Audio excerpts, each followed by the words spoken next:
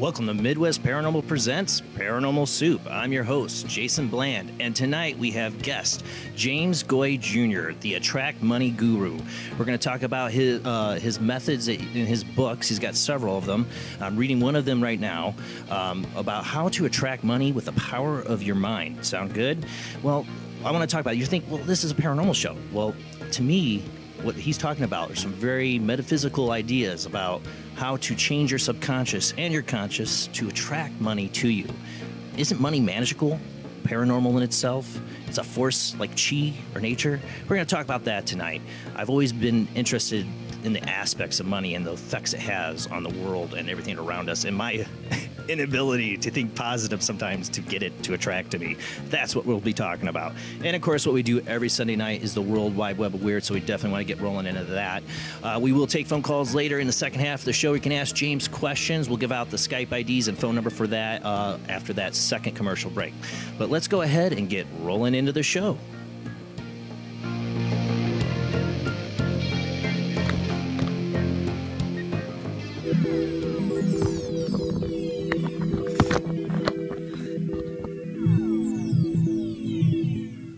Welcome to another night of Paranormal Soup. Sorry for a little bit of ruffle there. We're having trouble getting Jamie, my beautiful co-host, is usually with us, and she's working on it right now. The ruffling sound was probably Jeff, my video engineer, trying to get it up and ready for her. Jeff, just so you know, you can keep working on her. If I have to, I can roll with the World Wide Web of Weird if you're working on trying to get her set up. But we can hear your mic. If you can mute or something, make sure you mute right now, Jeff. Okay. But joining us tonight is our guest, James Goi Jr., the Attract Money Guru. How you doing tonight, James? I'm doing great, Jason, and it's really great to be here. I'm happy to be here. It's great to have you. I've been looking forward to doing the show. I've been reading your book. As I got to it late. I didn't realize you had the link in the first email you sent, and last week I discovered it. I've been busy, but I've been trying to read it, and I tell you what, man, I agree with everything you're saying in this book. I believe in it. We'll talk tonight about why my brain seems to be wired to not think positive, to not get to the steps. Maybe you can help me, James.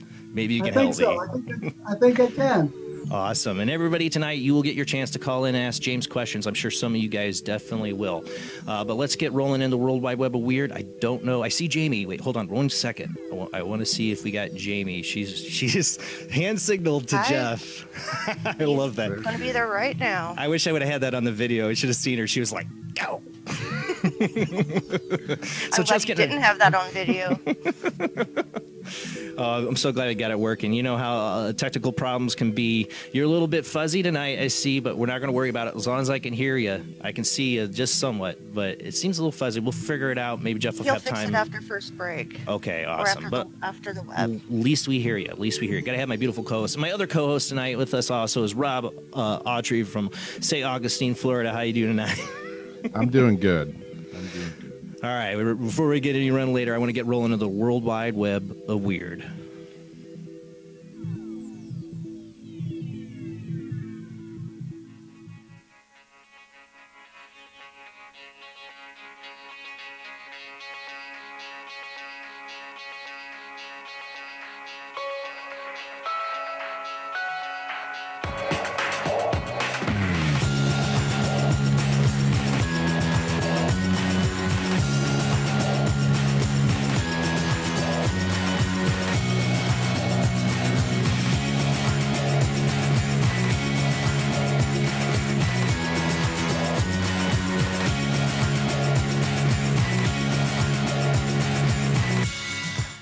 Tonight on the World Wide Web of Weird, we're going to start off with this first article. This comes from metro.co UK. Religious Pentagon MOD officials thought UFOs were demonic. Yeah, I always wondered this, actually. You know, back in the 50s and 40s, you definitely had some Christian conservative guys working in the Department of Defense. What they thought when they first discovered that aliens were real. Because you know they did. You know they did.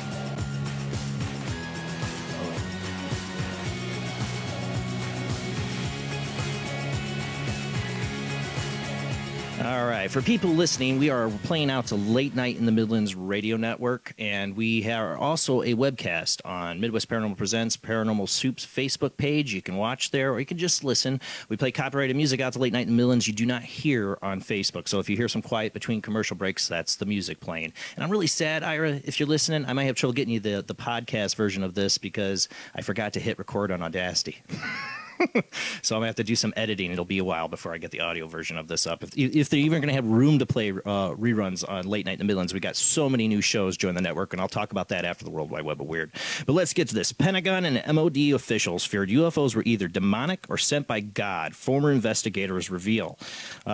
Two men who worked on secret UFO programs on both sides of the Atlantic said their work received pushback from high-ranking officials who feared fast-moving objects glimpsed in our skies were either demonic or divine. Louis Elizondo, who headed up the U.S. Defense Intelligence Agency's Secret Advanced Aerospace Threat Identification Program, or AATIP, spoke out about his work at the New York Times article last year. Footage of the encounter between an F-A-18 Super Hornet fighter jet, an oval-shaped object with no exhaust wings or tail traveling at incredible speeds, was later released to illustrate the sort of sightings investigated by this group. And you remember this is the Tom DeLonge video. We're showing a picture right here of that that they had for his To the Stars that they released as evidence. And it is incredible. It is incredible. But I still feel like there's shenanigans going on. The project shut down in 2012 after allegedly amassing information on other aircraft which appeared to move extremely quickly without seeming to have any visible form of propulsion, such as jet engine or hover in the air without techniques of generating lift, such as rotator blades. The investigation was contracted out to Bigelow Aerospace. We know Bigelow is really a big-time believer in UFOs, whose founder once told CBS 60 Minutes he was absolutely convinced that aliens are real and that our planet has been visited by UFOs. Officially, the project was shut down so the cash could be plowed into other projects. I'm not going to read this whole article, but they get into is that these generals and the people in the Pentagon push back on us due to their religious beliefs, and those involved didn't want anything to do with it because they're not aliens, they're demons. This is modern times. I was thinking it'd be like the 1950s. You know, that's what they thought back in the 1950s. That's what I was thinking. But this is the modern times that they thought that. So that says a lot. Or is this just a bunch of baloney, a cover? Because I still don't trust the stuff coming out of To the Stars. I would be more thinking that way. I know. There's just something not right. They've released this video. I can't say is untrue or not, but then they come out with another video where these pilots are like cussing and saying stuff and getting all excited. And it just is not something that these pilots would do. There's nothing right about these videos. Yeah, I'm sorry. In my opinion, I don't feel right. There's something wrong. There's something not right. All right, let's move on. Another thing in UFOs has NASA just accidentally exposed life on Mars? UFO hunter claims sparks online debate. This comes from ancientcodes.com. Has NASA just accidentally revealed there's in fact alien life on Mars, claimed by UFO hunters who have sent the internet into a heated debate about an image snapped by NASA's Curiosity rover. The bizarre footage, which has recently emerged on various social network, claims that the NASA is hiding traces of life on Mars. And in this picture, for people listening on Late Night in the Midlands Radio Network, basically you see the rover arm, and you see this like black kind of triangle-like shape in the background. I have two pictures up. One circled it, so in case you can't see it. I know our video quality sometimes doesn't do justice. Jeff's got it zoomed in as best he can there. You know, it almost looks like a bird or some kind of alien bird ship. I don't know. It looks like it would be big.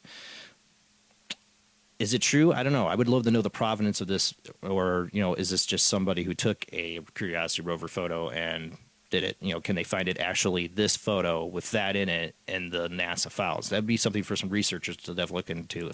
I don't have the time for that. Let me know, researchers. Is this the real deal? I don't know. The pterodactyl on Mars. Or bird of prey. Klingons. Klingons. No. Okay. Moving on. Let's move on.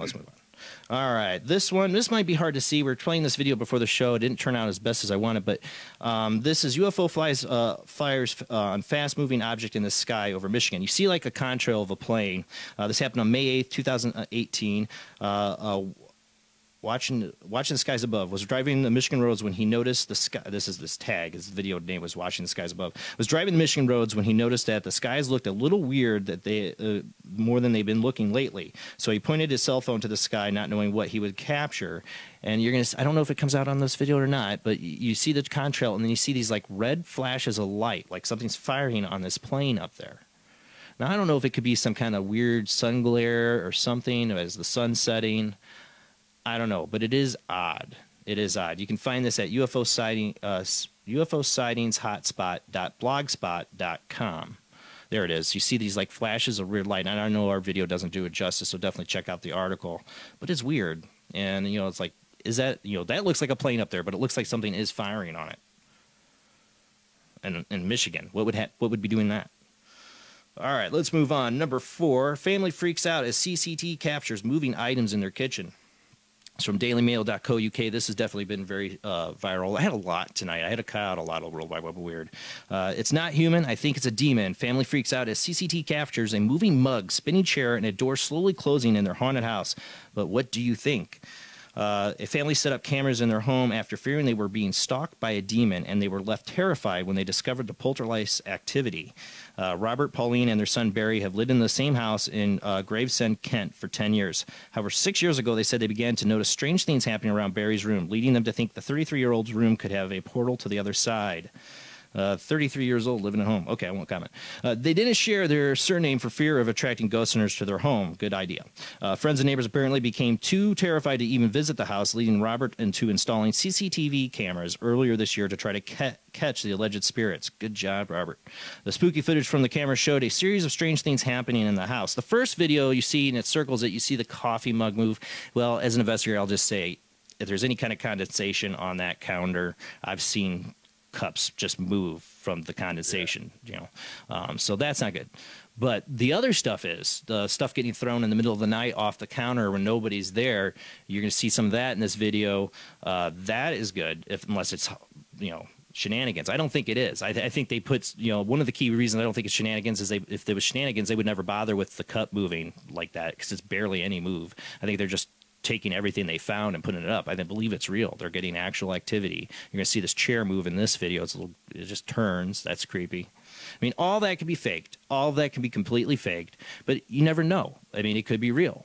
What is it that makes them think it's a demon, though? They always think it's a demon, and it's a typical reaction to homeowners. Well, no, it's a typical reaction to homeowners. You think of the worst. As a paranormal investigator, how many times I've walked in a home, I've had so many people tell me, I think we have a demon. I'm like, okay. And I will listen. I'll listen to everything they say. I don't want to be cynical of what they say because maybe it is. But 99.9% of the time, it's not. In my case, it's 100% not. I've never had that. Yeah. Never had a demon. But it does happen. It does happen. But like I said, you can check this out at dailymail.co.uk. It is an interesting video. They have a number of clips of stuff, items being in the house. I won't read the full article for time's sake, but you can check it out there. And this, I love that they put up the CCTV cameras and are doing it. My feeling is it's possibly real. They're not telling people, here's our house and come, let's make a bunch of money. You can tour our house and pay. Ghost hunters can pay to come here. That's when you start suspecting. No, they don't even want to give out their last names. They're just sharing the info. And out of all the shenanigans, something's got to, be accurate once in a while. Yeah, and I think that's what this is. That's what this is. I've seen stuff move. Just because it can be fake doesn't mean it is. All right, let's move on. Let's move on. All right, number 5 on the World Wide Web of Weird. This has been pretty viral, too. I went with a lot of stuff that was viral lately. dailystar.co.uk. And I don't like to do a lot of sea monsters because usually they're just washed up dead things, that are explainable. And this is explainable, but it's so creepy looking. Look at this. It's they say prehistoric sea monster washes up on beach. It's a unique creature. The bizarre creature was discovered in Island Beach State Park, New Jersey on May 1st. Stephanie Hall discovered the body of the 6-foot animal when she was returning from a run. She encountered a seal on the way out, and wanting to give it a bit more room on the way back, she went further up the beach and found the fish. I saw the head of something scary in the sand just over the dune, she said. Anyway, I had no idea what it was, and I spotted it on I posted it on my webpage, hoping some fishermen could answer. They did, and here and now. Though the fish was a sturgeon, a species which has been around since the Triassic period up to 245 million years ago, the series can grow to approximately 14 feet long and can weigh up to 800 pounds. And this thing is big. And it said the likeliest candidate in the Atlantic is the short-nosed sturgeon were both endangered. Sturgeon washing up on the beach is pretty rare because sturgeon are pretty rare themselves, the expert told local media.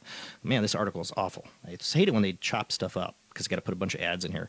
They're really unique creatures, almost like relics of the age of dinosaurs. We focus a lot on monitoring effects of sturgeon in Delaware Bay, where both species were once prolific. So again, it's something to explain. So I don't like covering sea monsters, but man, this one is creepy. If I ran across that in the water, it would be yellow water. We have a bunch of those out here. We live right by the delta. That's a sturgeon. Yeah. I catch them by the mothball fleet all the time. Well, that's what I'm saying. That's why I don't like to cover the sea creature stuff, because it's like, ooh, look at this. They stand about this tall. They can get really big.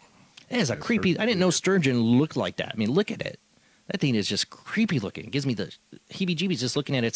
The way the scales are. There's some freaky stuff in the ocean, man. That's why I don't like to cover the sea About creature that stuff. when you go swimming. Like, I'll have Scott Mardis come on here and be like, yeah, that's this and this and this. He could, like, explain probably every single sea picture that's been out there.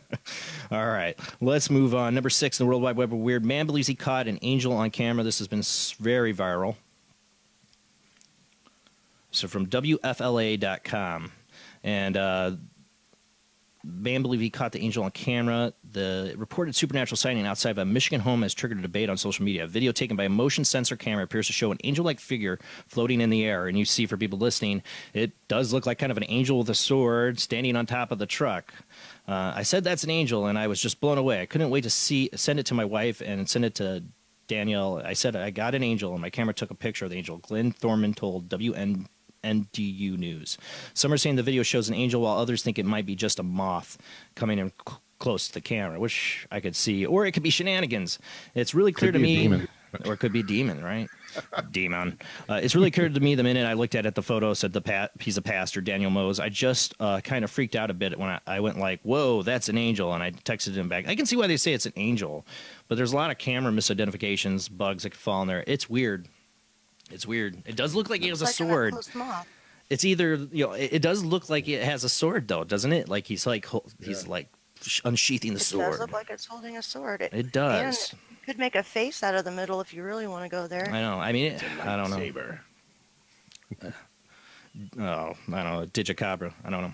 All right, let's move on. The last one. This one, I'm going to go through this. I'm going to do this really quick. This is last one. This was on Coast to Coast AM. I couldn't find any other articles on it, so I hate sharing Coast to Coast AM. But this one's interesting. It's been viral. It's a young man in Michigan was filming himself doing donuts on his four-wheeler. May have inadvertently captured a Bigfoot lurking in the background. I'm not going to read the rest of it. The problem I have with this video, and I've been seeing a ton of people share this, is, wow, how lucky is this kid? He just sets up his camera. He's going to do some donuts, how lame, in front of his camera, and then the Bigfoot walks by. Watch this video. It might not come out as clear on here. I don't know.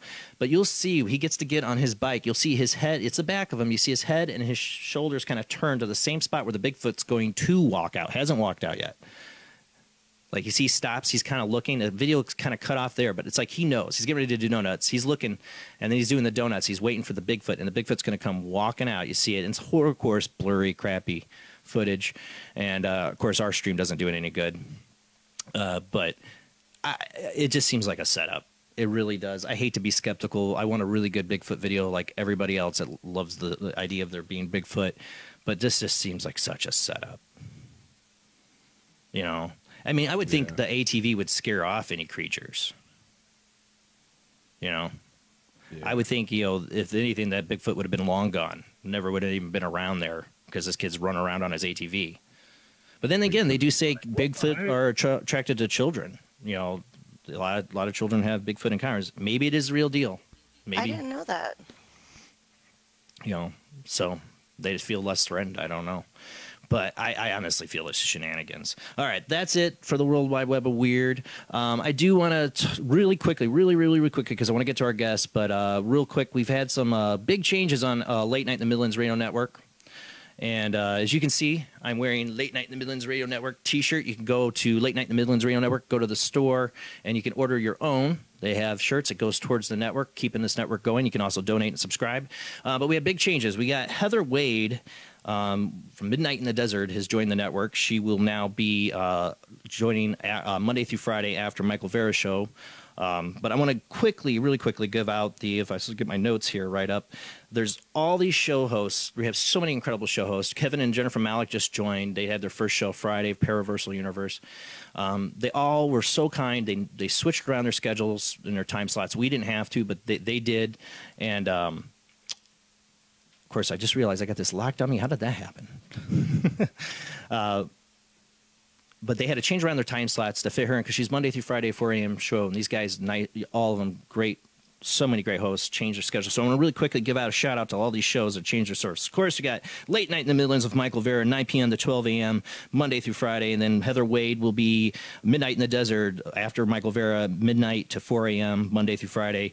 Then Secret Teachings, 4 p.m. to 7 p.m. Sunday, Wednesday, and Saturday. Money and Change is 7 p.m. to 8 p.m. on Sunday. Positude Podcast, 8 p.m. to 9 p.m. on Sundays. Duct Tape Nation, right before our show, 9 p.m. to 11 p.m. on Sundays. And, of course, Paranormal Soup, 11 p.m. to 1 a.m. These are all Eastern time, I should say. Kindness Beyond the Veil, 7 p.m. to 9 p.m. Mondays. What's Out There, 11 a.m. to 12 p.m. afternoon time on Tuesdays, Wednesdays, and Thursdays. And if I get any of these wrong, any of these hosts, I apologize. I tried to get this as lined up as best I could. Supernatural Realm, 5 p.m. to 7 p.m. on Tuesdays. Final Countdown, 7 p.m. to 9 p.m. on Tuesdays. Store Circle, 7 p.m. to 9 p.m. on Wednesdays. And Paranormal Analytical, 4 a.m. to 6 a.m. on Thursday. That'll be right after one of Heather Wade's shows. Brothers at Arms, 7 p.m. to 9 p.m. on Thursday. Encounters with the Neelys. We love the Neelys. They are amazing people. Please listen to their show. If you're listening to Heather Wade and you're staying up really late or you're getting up really early, 4 a.m. to 6 a.m. on Friday. Universal Consciousness Show, 2 p.m. to 3 p.m. on Fridays. Paraversal Universe, Kevin and Jennifer Malik, 5 p.m. to 7 p.m. on Fridays. Don't miss it. Open Eyes Network, Irish Show, one of his. He's got a number on here. I've already said a few. 7 p.m. to 9 p.m. on Fridays. Barbershop Sports, 12 p.m. to 2 p.m. on Saturday. Trip in the Void, 2 p.m. to 4 p.m. on Saturday. Show Us, Don't Tell Us, 7 p.m. to 9 p.m. on Saturday. And Red Pill Reality Show, 9 p.m. to 12 a.m. Saturday. And the only one I feel like I didn't say, did I say Secret Teachings with Ryan Gable? I don't think so. How did I have that on my list? Because I know that one. I just listened to it today. That's 3 days a week. Why is it on my list? Secret Teachings, I know that is Sundays, Wednesdays, and Saturdays, 4 p.m. to 7 p.m. That one's not on my list, but I do know that one. Ryan Gable Show, Secret Teachings. The man's mind blows me away. Check out L&M Radio Network, Late Night in the Midlands. Go check it out. Subscribe, donate, do everything you can to keep this network going. We do play music out on Late Night in the Midlands Radio Network you cannot hear on Facebook, so don't freak out. We will be right back with our guest, James Goi Jr. We're going to talk about attracting money with the power of your mind. Wouldn't that be good? I want to attract some money. I'm just wired wrong. Just wired wrong somehow. And maybe James can help me. Learn that skill. Right? Totally. Man, there's been so many times in my life I've been broke. And stuff. I'm doing good broke now. right now. We need money. All right. When we come back, we'll have James Goi Jr. He'll teach us all how to attract money with the power of our mind. See you in a few minutes. Tonight on Paranormal Soup, our guest is James Goi Jr., a.k.a. the Attract Money Guru. He's the best-selling author of How to Attract Money Using Mind Power, a book that sets a new standard for the concise, no-nonsense, straight-to-the-point self-help books. He condenses and simplifies abstract metaphysical concepts and powerful success principles, making this life-changing information accessible to everyone. James has thus far written 9 books. You can see the James in the groundbreaking docudrama Think and Grow Rich, The Legacy. For more info, you can reach... For more info and to receive a free gift, visit James at jamesgoijr.com. And let's get to our guest.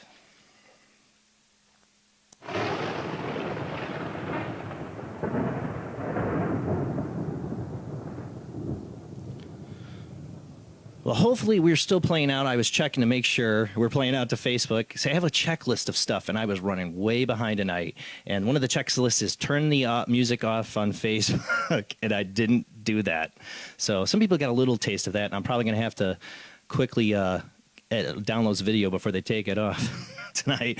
How you doing tonight, James?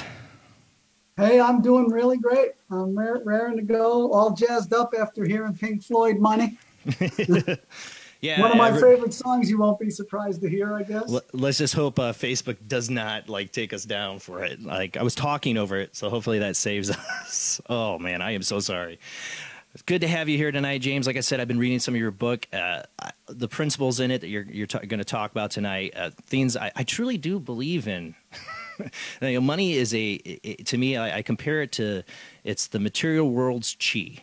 It can be positive, it can be negative. It's all what we put into it, basically, is what I've always seen. And I've always had like I'll admit it, a worrywart, negative perception when it comes to money. You can ask anybody who knows me. So maybe you can help me tonight. Go ahead and tell the guests tonight how you got started in all of this. Yeah, well, I'm from New Jersey. I'm living in San Diego now. And four or more decades ago, I came out to San Diego as a young man. And within my first couple of years, I started finding these books like Think and Grow Rich, books on metaphysics and mind power and law of attraction type teachings, paranormal things, all kinds of things.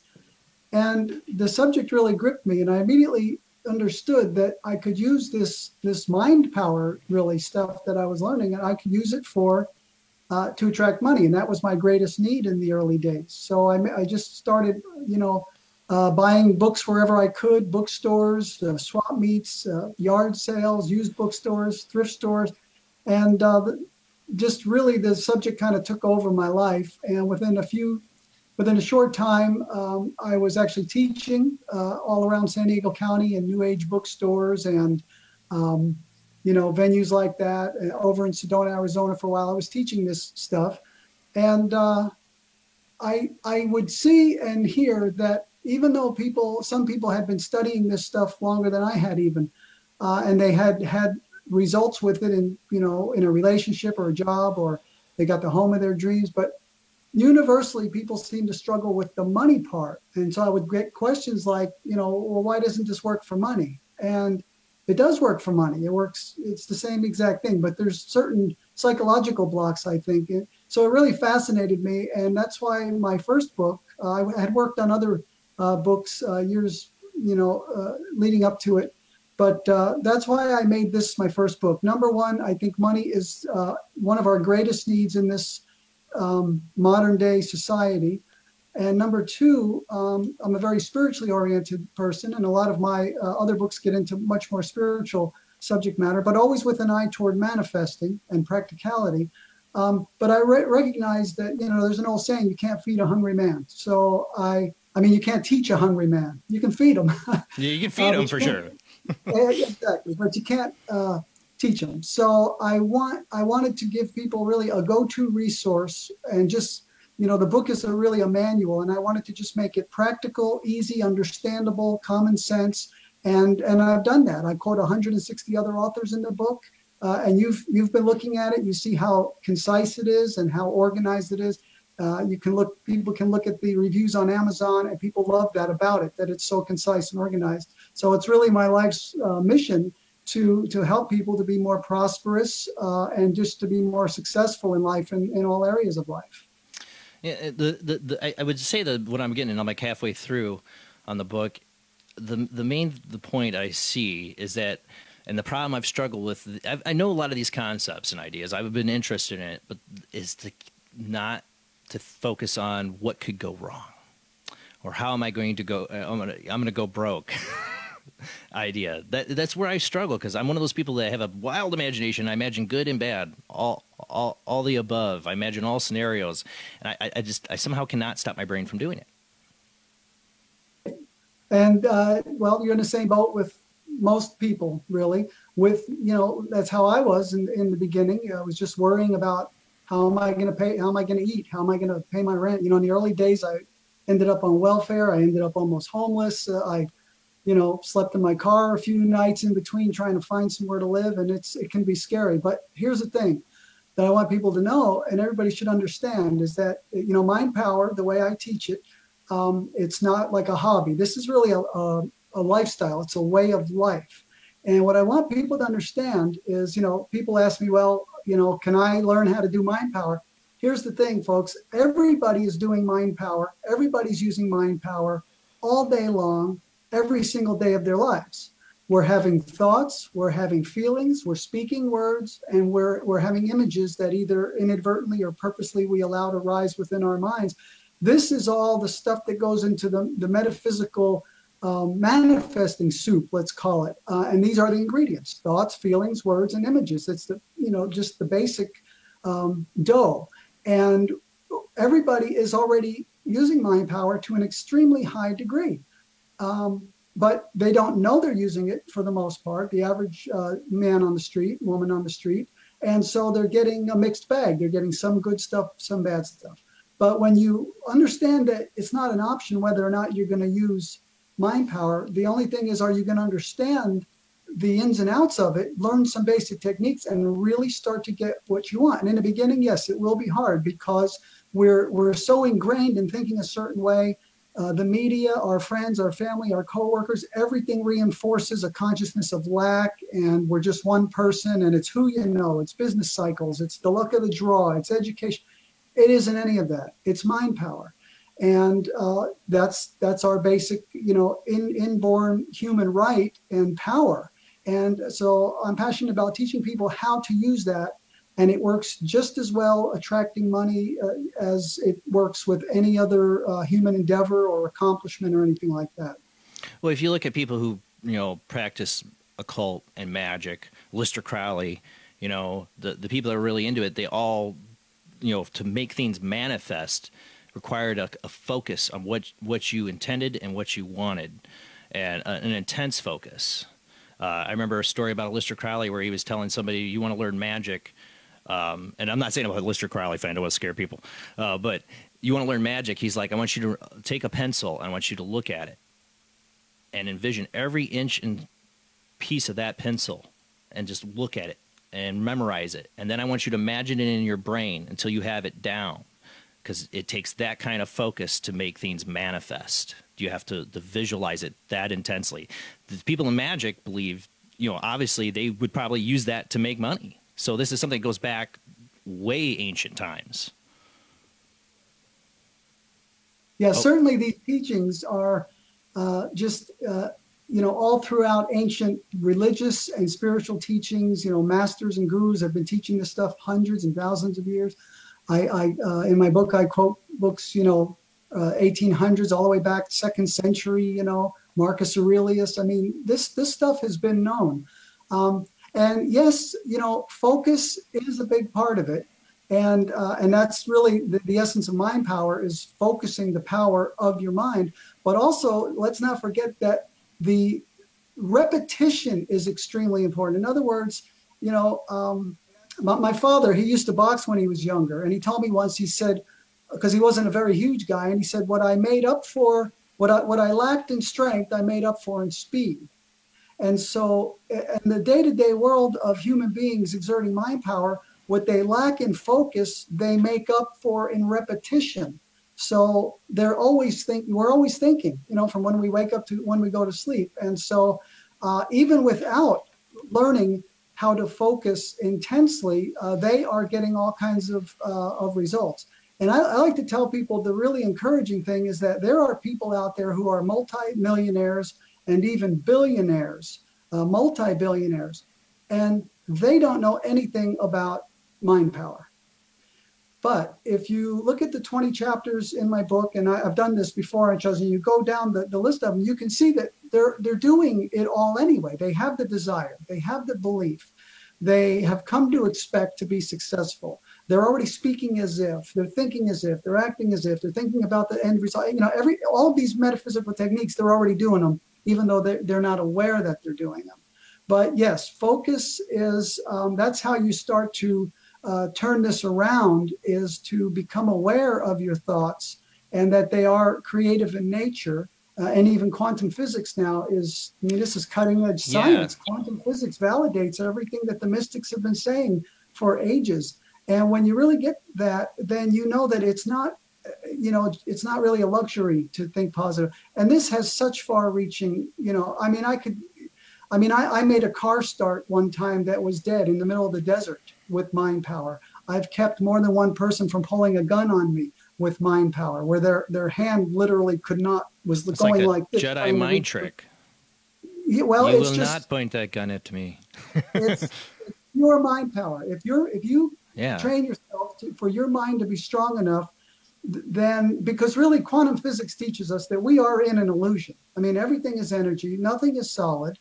And it's really more created as we go along. And it's all consciousness in motion, consciousness and energy being molded moment by moment. The observer and the observed are not separate. This is all from the mystics. It's also from the quantum physicists. They're singing the same tune.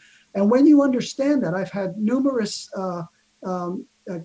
incidents of divine intervention where I've been saved, like even when I was very young, from a horrendous motorcycle accident. And witnesses to that saw me picked up off the motorcycle. Oh, wow. As the truck was smashing into me, and picked way up, and defying the laws of inertia and gravity and everything else. Because if you're doing a certain speed one direction and the truck's coming this way, when you hit, you're supposed to keep going the same direction, the same speed, until something stops you. You don't go straight up. And so I've got all of these experiences that have shown me that when mind power is in play, all of the laws of our world, third dimensional physics or whatever, they're really secondary and they're optional. And you mentioned something before about people wonder, this is supposed to be a paranormal show. So I hopped online and I looked up a definition for paranormal. Denoting events or phenomena such as telekinesis or clairvoyance that are beyond the scope of normal scientific understanding. Everything we've talked about so far, Exactly. Everything I just talked about, and certainly attracting money with mind power, they're all beyond the scope of normal scientific understanding. See, what I love about your book that so far I've read a lot of these kind of books, but a lot of them skirt away from the metaphysical or paranormal, but they're covering a lot of the same concepts, but they kind of skirt away from it. They touch it lightly. You delve right into it. You go right to the fact that what you think will create. What's in your mind, in your subconscious and your conscious, your thoughts will create the reality around you. Well, everything starts with a thought. Exactly. Right.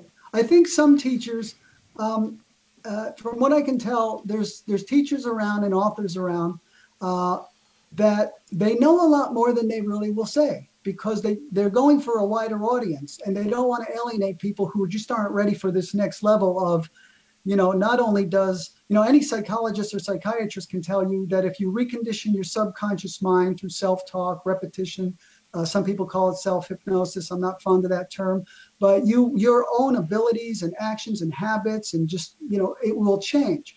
But what some people hesitate to let it go further than that, and that is that when we program in the subconscious, which is really the universe, the universal subconscious, things will start to happen even outside of us. So events and circumstances and other people's thoughts and feelings will start to, morph into what they need to be to help our vision along. And as you know now, I start every chapter of the book with a quote, and the chapter 2 is on belief.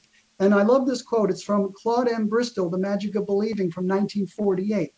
And he wrote, "Belief changes the tempo of the mind or thought frequency. Like a huge magnet, it draws the subconscious forces into play, changing your whole aura and affecting everything about you, including people and objects at great distances."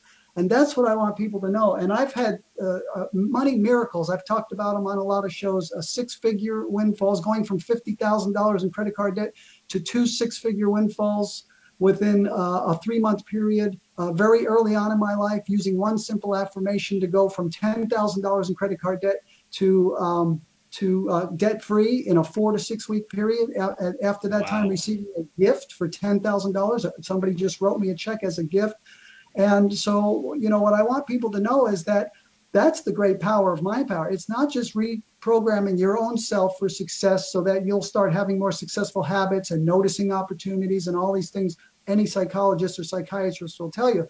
But what the mystic and the quantum physicist will tell you is that you're having an effect out there in the world. When I attracted those windfalls, and there's been others too, in 6 figures over the years, when I attract the windfalls, it's because other people out there was all kinds of stuff going on that I didn't even know that started to happen when I started to intensely use the mind power work. And so I want people to know that this is very, very powerful stuff. And it's not just what you can accomplish. It's you enlist the services of the universe, and the universe is connected to every mind, every person, every circumstance, every event, every condition, anything that's going on.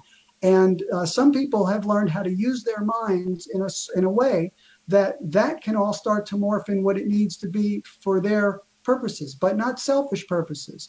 And one thing I'll add quickly is that in the way I teach it, and I think it's the only healthy and safe way, is that we do not, as mind power practitioners, try to orchestrate who's going to do what when, where our money's going to come from, who's going to do we program in the end result we want, and we let the universe and our subconscious minds work out the details. And when you learn to do that, and you don't have such a tight grip on how things work out, that's when the real magic works out, and things come around, like the different windfalls I've had, in ways that I wouldn't have thought of, and I couldn't have orchestrated because I had no physical involvement in their coming about. But you attracted them to you.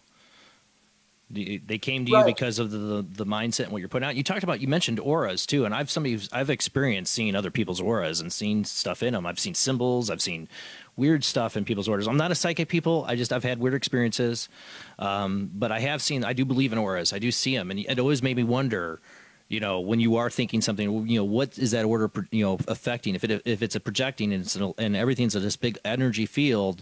I truly believe what you're putting out there is going to reflect back to you. Certainly. We are projecting out and emanating energy all of the time.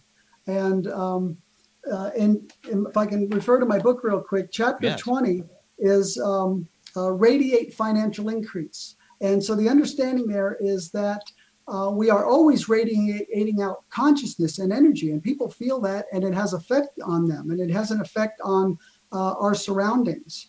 And let me find a great quote from that chapter. From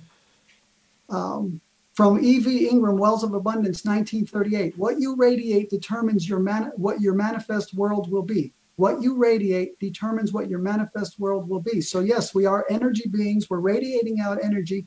And if it's fear-based, we're going to get things that deserve to be feared. If it's lack-based, we're going to create lack. If it's abundance-based and prosperity-based and growth-based, like I advocate, then that's what we're going to attract back. And again, sometimes people they get a little mad because once they learn this stuff, it's like you can never unlearn this. I mean, people listening to this interview right now, that if they actually believe, wow, all day long when I'm thinking, the words I'm speaking, the images I'm having, the emotions I'm having is created, they'll never forget that. This one show, they'll never forget that. And now they're in the hot seat, because now if their circumstances and their finances especially are not what they want it to be, they know that there's no one to blame except for themselves. They're creating it. They've created it. They're holding it in place through their thoughts, feelings, and everything else. And they can just turn it around in the same way, only changing not the substance of not the context, and not the procedures, the techniques they're already doing, but it's just the substance of it. And you change that, you change the substance of your life, your bank account, and everything else. Ask and you shall receive. We've all heard that, and I always felt how true that might be. And I don't know if you're familiar with the psychic from the 30s and 40s. He passed away in the 40s. Is Edgar Cayce. I remember a story. It makes me think about. I thought about it today reading your book. Is real short. His family was never very rich, and they did take. They would get money for the readings and stuff, but not a lot. But he never worried about money. If you read the books about Edgar Cayce, he never worried about it. He'd go out and buy new fishing poles when they had no money. The last of their money, he'd be like, "Oh, God will find a way. He'll take care of us." They always had just enough. Things would just appear when they needed them to, and it's just they said it was his mindset. If he would just things would keep them afloat. Now he did have problems. Things had happened. His certain things did not come to fruition like he wanted to. Like he wanted to have a huge health institute, and that crashed at the time. But I always thought about that story when I read the book on Edgar Cayce, about how he kept this kind of mindset that he never worried about it. That he had faith that God would keep them afloat. Right. Well, I wrote in one of my books that I'm only human, and I do worry about things once in a while, but I never worry about money. That's where I draw the line, end quote. And it's a very powerful teaching there because and I think most people, I cannot afford to think negatively about money. I cannot afford to think about things I don't want to happen because if the money starts to slip, then everything slips. And I know this. I mean, I know what it's like to go day after day to somewhere I don't want to be, around people I would never be around if I didn't have to be, in a place I don't, want to be. And I also know what it's like to just have enough money, resources, either in the bank or flowing in, to just stay home like I do now. I literally have stayed in this house or on this property anyway, months at a time. That was always my dream when I was much younger. I thought I don't want to have to go anywhere ever. And I literally have created that for myself. And I created it, interestingly enough, a year before I finished the book, and I'd already been working on it for quite some time, is when we were $50,000 in credit card debt. And I'll shorten up the story, but I quit my job at that time. We were going deeper in debt each month. We were borrowing to live over what the little bit I was making. I was a caregiver for a developmentally disabled man in his home. And I quit my job, and I just focused on this, on working on the book and on doing all of the techniques I was writing about. And within 3 months, 2 six-figure windfalls came into the house. But what I like to point out to people is that was one of the greatest. Well, it was as far as time-wise. So 2 six-figure windfalls, those two, in that short of a period, 3 months, is the greatest money miracle. In other words, I didn't earn that money. It wasn't a business thing or anything that I've had in my life. But it came on the heels of the absolute worst financial time of my life. $50,000 in credit card debt, making very little money, and borrowing even to pay the cards each month.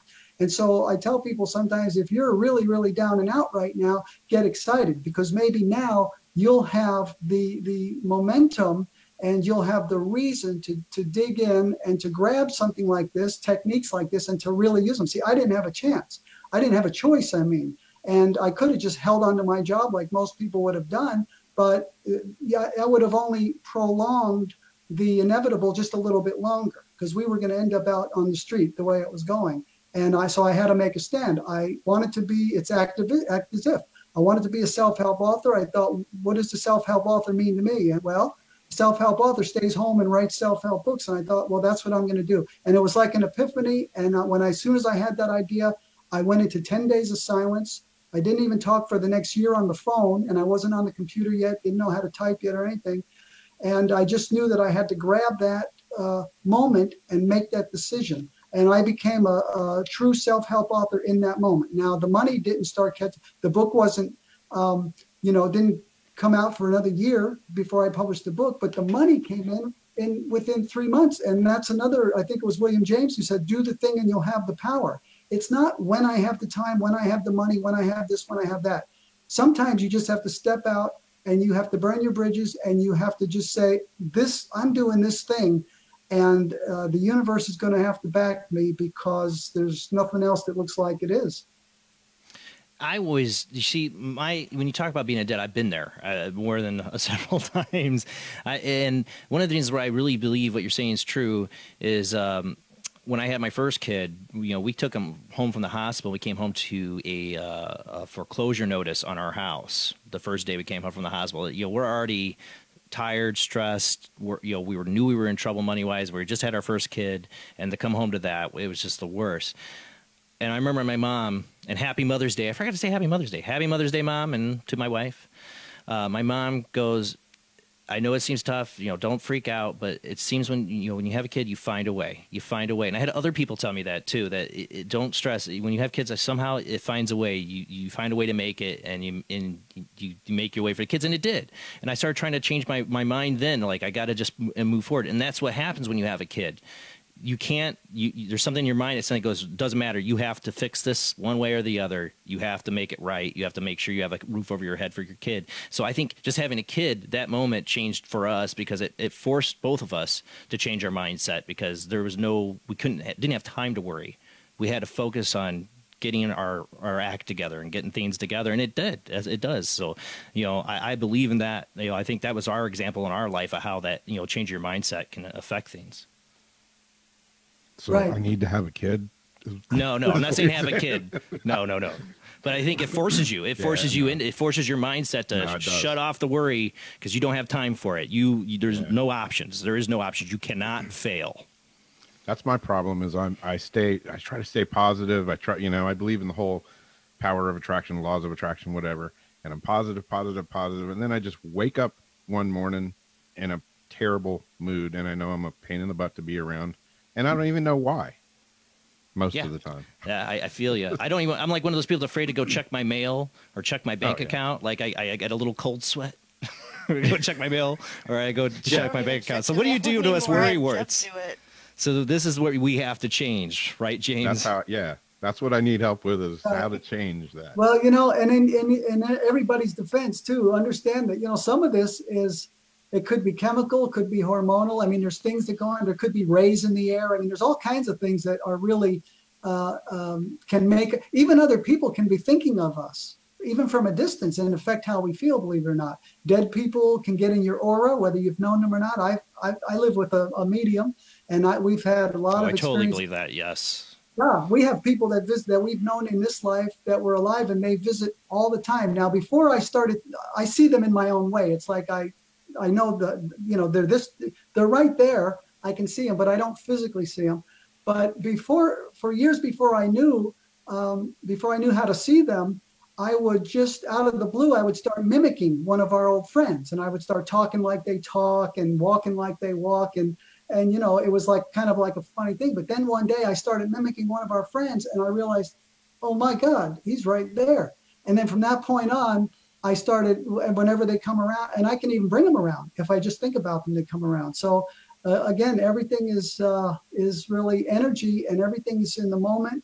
In true reality, there's no time.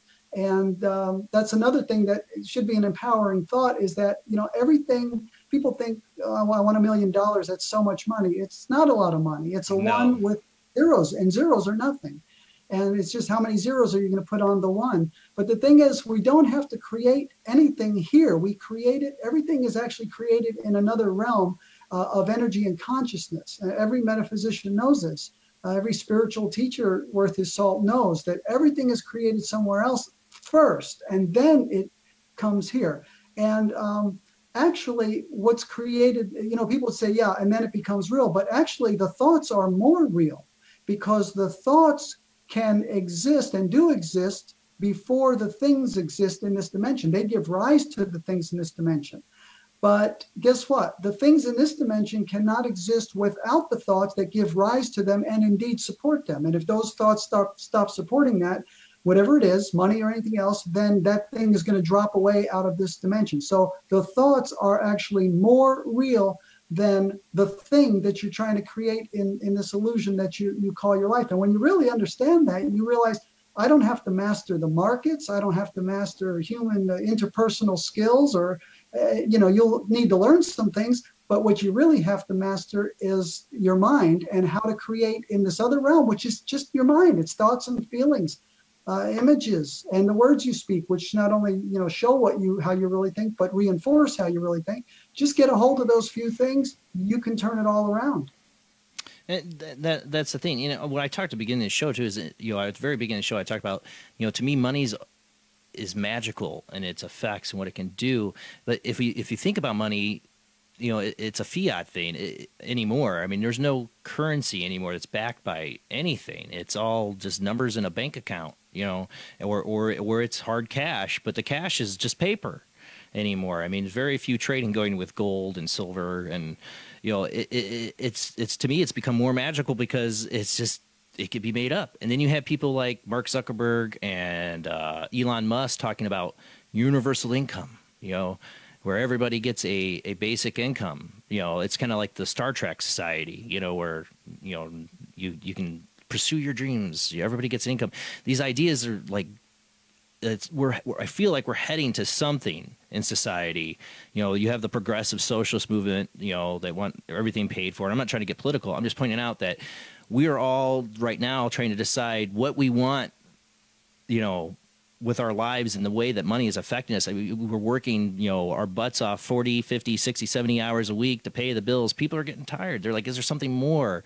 You know, so that's where like the money, the dark side of money, I guess, is where the, you know, the fear, the stress. I just wonder, is there any future for us where money isn't affecting people as negatively as it is, or is this always going to be an individual thing? Is money always going to be around, or are we going to see a society where we don't focus on it so much? Right. You know, money it's a great magnifier. Good people who, it was James Allen, I think, in As Man Thinketh, who said that circumstances don't create the man, they reveal him. You know, like when there's a riots and people go out looting, for instance. Well, not everyone is looting. Only people who inherently have that, you know, that impulse or that bent. So money is currency, and currency is nothing. You know, and the paper and the coins they have no intrinsic value. We've just agreed that they do. Most of the money is not even in currency, in right. paper and coins. It's just nothing. It's just an idea. Bitcoin. Look at Bitcoin. I mean, right. It's just an agreement, and it's a way to an interchange. But I think, you know, there's a great lesson for us in money, because money is the magnifier, and it brings out the best in people and it brings out the worst in people. And it also makes people have to dig in to their own souls to create what they need. And the challenge for spiritually inclined people is to do it in a good way. So a lot of people argue that the financial system that we have is severely flawed. And on the surface, I couldn't argue with the facts of what, you know, and how the big guys are, you know, not playing fair, and the banks, and I can see all of that. But I also know that I teach a concept known as money mindset. And we really, if we want to attract more money to ourselves, we want all of our thoughts regarding money, our thoughts and feelings about money, any money at all, any, you know, our own money, governments, businesses, we want them to be positive or at least neutral, and certainly not negative if we can help it. Yeah, and so I think maybe someday there'll be an alternative to money. I don't know what it would be, but I think money is much bigger of a blessing right now, even to those who don't think they have much, than they've really recognized, because it's a wonderful opportunity to find out who we all are.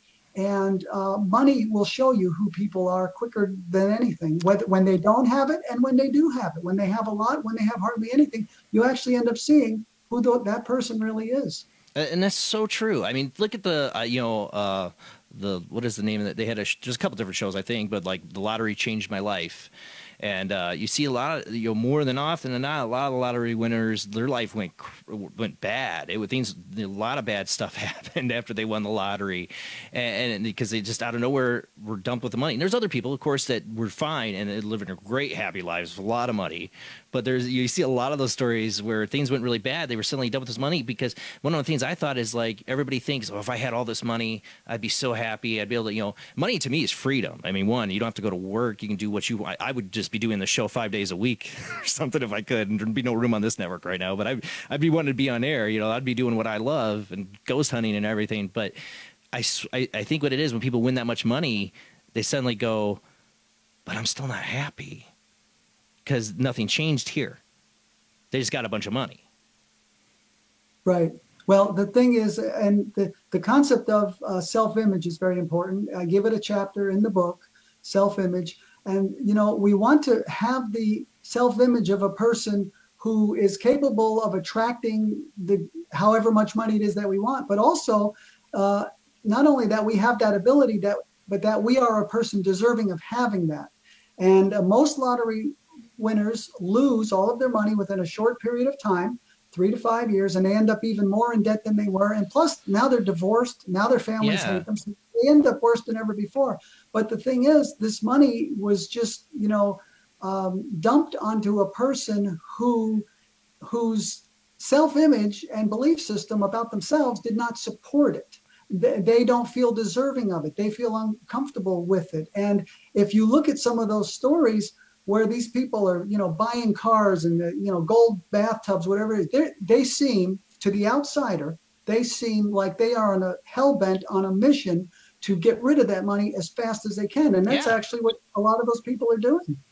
Wow. It happens with people who become famous and get money, from their talents, but they were, people that do entertainment, you always are the biggest critic is yourself. And if you do make it, you want, a lot of times these stars say, well, I don't deserve this. How did this happen? People must be wrong, and they end up self-destructing.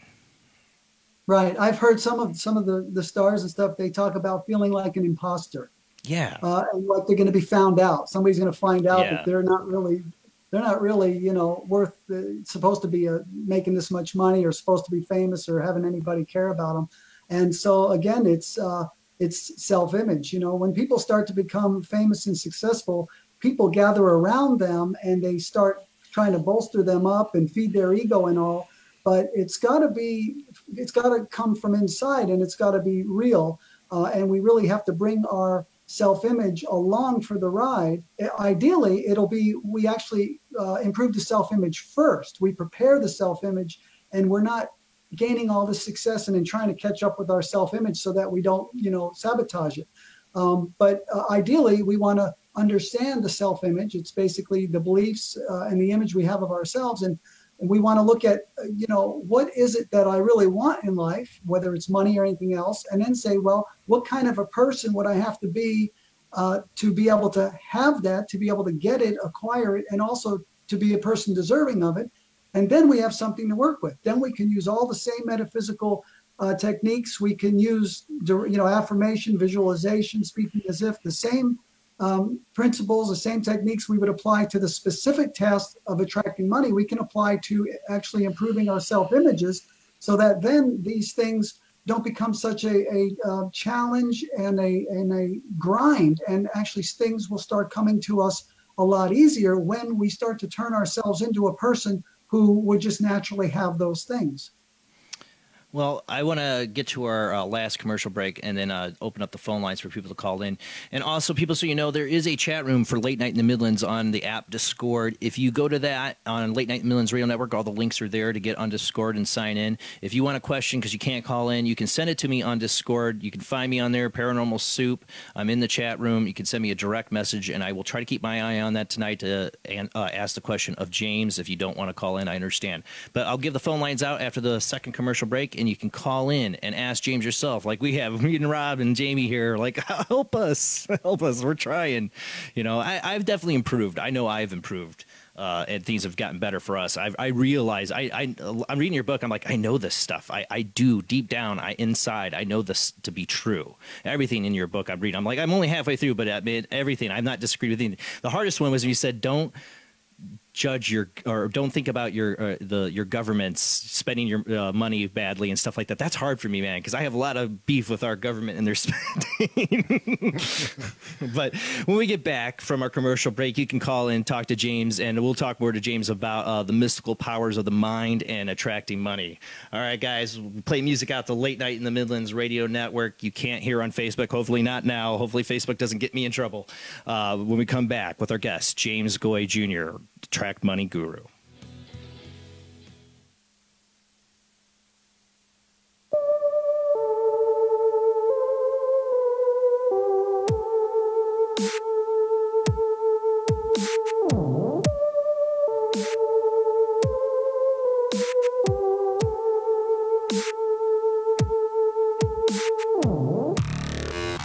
Tonight on Paranormal Soup, our guest is James Goi Jr., the Attract Money Guru. We're talking about the power of the mind and how it affects reality around you, especially when it concerns trying to get money to come to you. I've lived with this struggle all my life, as so many everybody else in this world does. You know, if you look at the dollar bill and you see that pyramid with the capstone on the back, I always think about the power that money, that symbol has on money, because the slaves back in ancient Egypt worked to build those pyramids. But they also, if you didn't know, made money doing it. They could actually buy their way out of slavery. And I feel today that's what we all are doing. We're not slaves, no, but we're slaves to the material world. We want our iPhones. We want our big screen TVs. We want a nice house. We're slaves to what we want. And that's what our jobs do. We got to go to them. We got to make money. That's what it is. It's a magical thing. It controls our lives. It's a force in its own. It's like chi, I said. But if you had a question tonight about James, about your money struggles, what you can do to change your mindset, you can call in. There's a couple of ways you can do that. A few ways. Actually, we've got all the lines open tonight. You can call in by video and see James. The Soup Live Chat 800 Live Chat is the Skype ID. That's Soup Live Chat 800 Live Chat. You can call in on the audio-only Skype line. That's OOJBland, OO, or OOJBLAND, Or you can call in by the old-fashioned way, by phone, at 219-230-4444. That's 219-230-4444. All right, let's get back to our guest.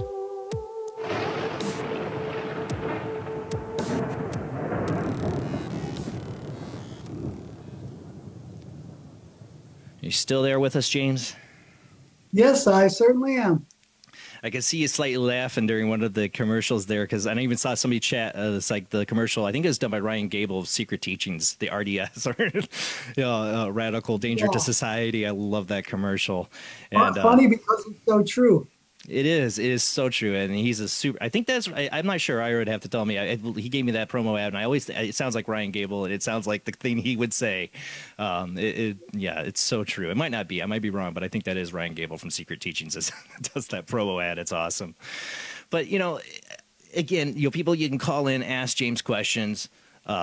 Just make it one question so we have room for other callers. Skype line should be open. And Ira just texted me. Yes, that is Ryan Gables that does that. Yeah, check out Secret Teachings Sunday, Wednesday, and Saturday, 4 p.m. to 7 p.m. Eastern. Anyways, the mindset thing that's what's always. I mean, you reiterate in the book about you give people I don't want to call them, I don't know, I guess lessons or ways to, like, I don't know if I guess you could call them mantras even. Ways to instill these ideas in their head. You want to talk a little bit how that actually works? Yeah, the first step really is to understand that we're doing it all day long. We're thinking thoughts, and so we're actually reinforcing and we're programming ourselves on a subconscious level.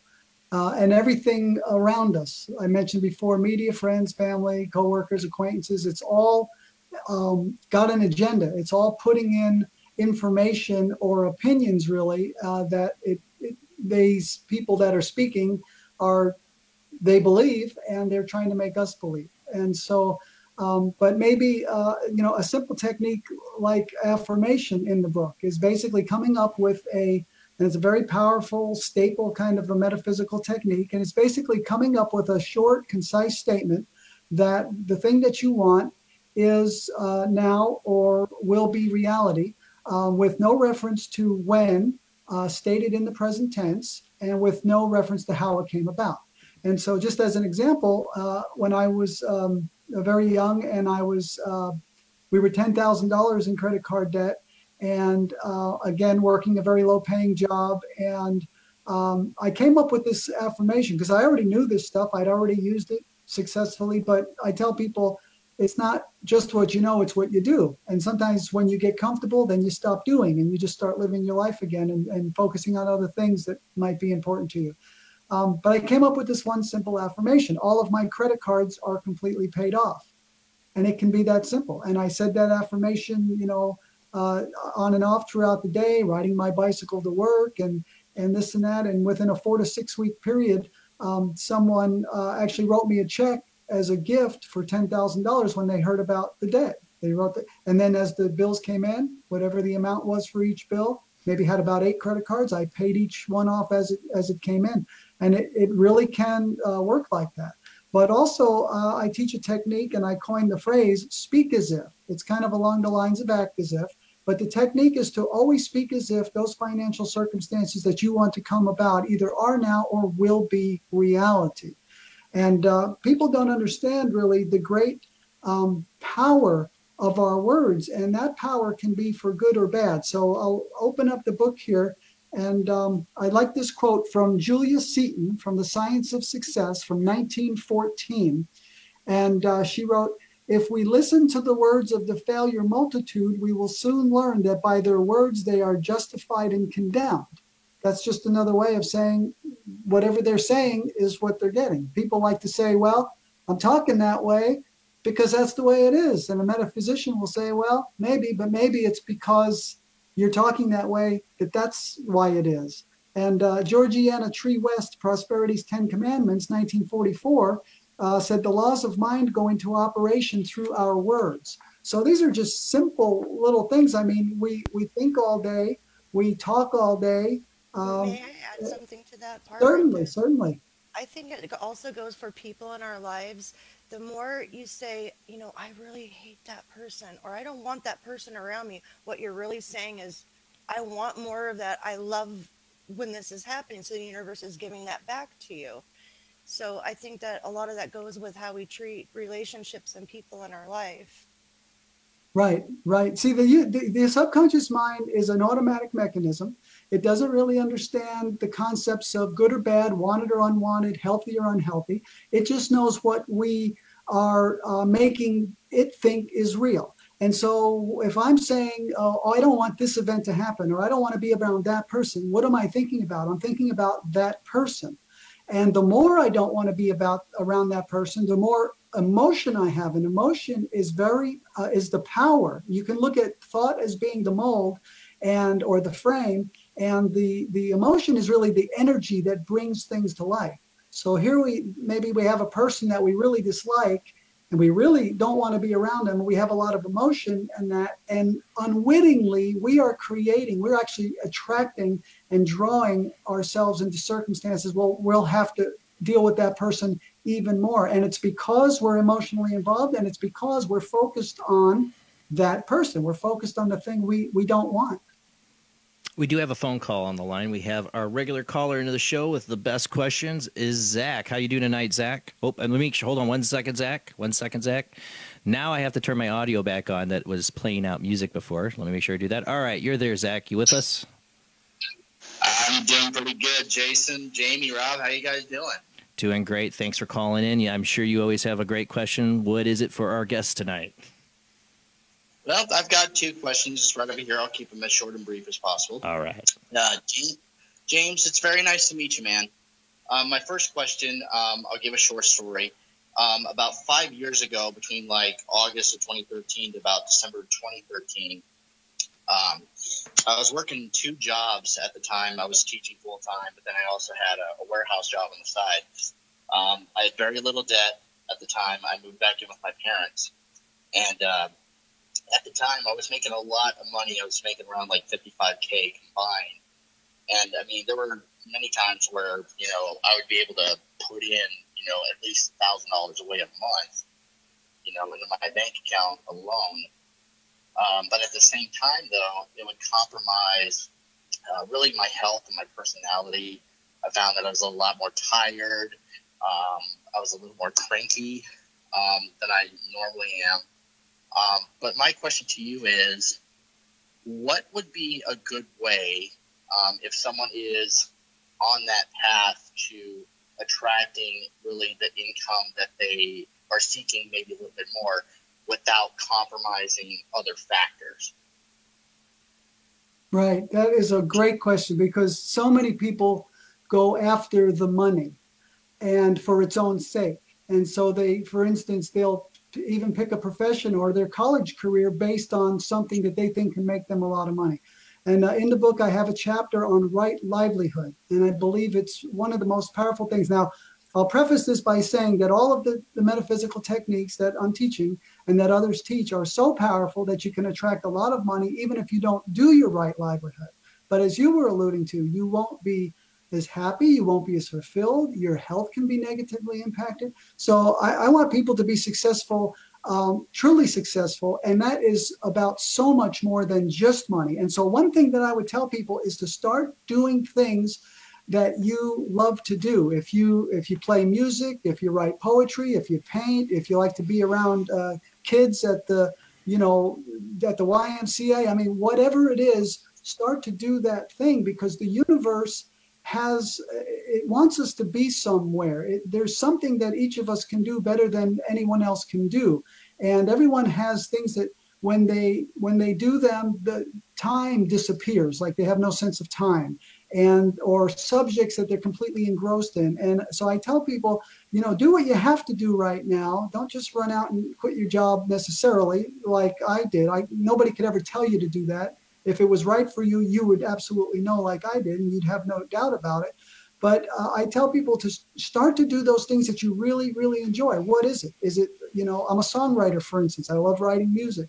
I'm a poet, and so I love to write. And so I just started. And in my case, I just quit my job and actually threw myself 100% into doing what I felt I wanted to do. And the magic of it is that that's the universe. That's the God force. That's your higher self speaking to you, because it needs you to be all that you can be and to do what you were born to do, because you can be the greatest blessing to the rest of the people in that way. So that would be one thing. There's so many things, get the fear out of the way, and just common sense things. I have a chapter on personal energy. Make sure you're getting enough sleep and the right kind of food and rest and relaxation. It goes on and on. It's a very far-reaching understanding. But just that one simple thing, to start to do more and more of the things that you love to do for the sheer sake of doing them, whether or not you make money at them.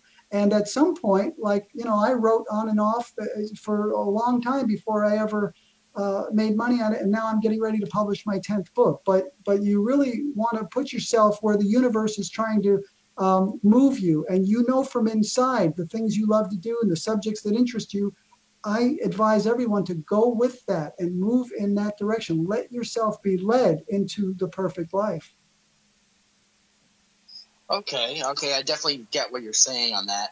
And now my second question, and I do apologize if it does become repetitive, but just fairly recently, I did discover what I wanted to do in my life, and I did ask this previously on the show to another guest. I do want to eventually start up my own cigar brand. That's what I like to do. And I've been talking to many people that have been in the business for a very long time. They've given me a lot of pointers. Many of it comes back as very negative, of course, just because there's, a great deal of money that's needed to be put into that. I have a friend of mine that's just starting up a shop. He's going to be starting up within the next couple of months. So my question to you is, what are some ways that I can be able to attract really that sort of income while pursuing my dream that I want? What are some ways that I can be able to attract really that sort of income while, like I said, pursuing my dream and all that? Right. And it's exactly what I did when I quit my job and pursued my dream and started writing, and the money came. In other words, I did the metaphysical techniques. I built up my desire, my belief, my expectancy. I improved my money mindset. I was doing affirmations, visualization. These are all metaphysical techniques. I was speaking as if, and I was doing the thing that I love to do. So I think you're on the right track. You want to do this cigar thing. Well, get on into it and do it, and don't really worry about the money coming from that or anything. Just don't worry. Just move ahead and do the thing. That's what I did. I knew what I was being led to do, and so I did it.